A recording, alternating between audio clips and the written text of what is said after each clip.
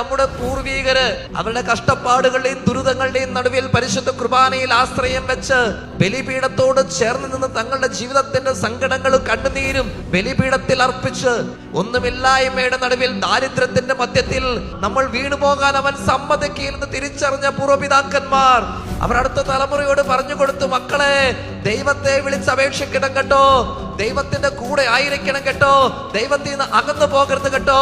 കാരണം ദൈവത്തിന്റെ ശക്തമായ കരങ്ങളാണ് നമ്മെ നാളിതുവരെ താങ്ങി നടത്തിയത്.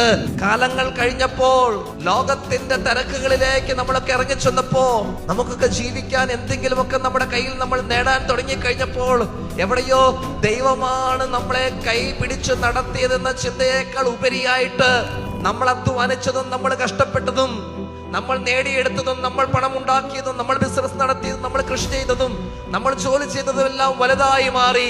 ദൈവം എന്ന യാഥാർത്ഥ്യം എപ്പോഴൊക്കെയോ നമുക്ക് സങ്കടങ്ങളിൽ മാത്രം വിളിച്ചപേക്ഷിക്കേണ്ട ഒന്നായി മാറി. സമൃദ്ധിയുടെ കാലങ്ങളിൽ, ഐശ്വര്യത്തിന്റെ കാലങ്ങളിൽ മക്കളെ ഇത് അപ്പൻ നേടിയതല്ല, ഇത് അമ്മ നേടിയതല്ല, ഇത് നമ്മുടെ ദൈവം പരിപാലിച്ചതാണെന്ന് പറഞ്ഞു കൊടുക്കുന്നതില് നമ്മൾ എവിടെയോ പരാജയപ്പെട്ടു പോയി.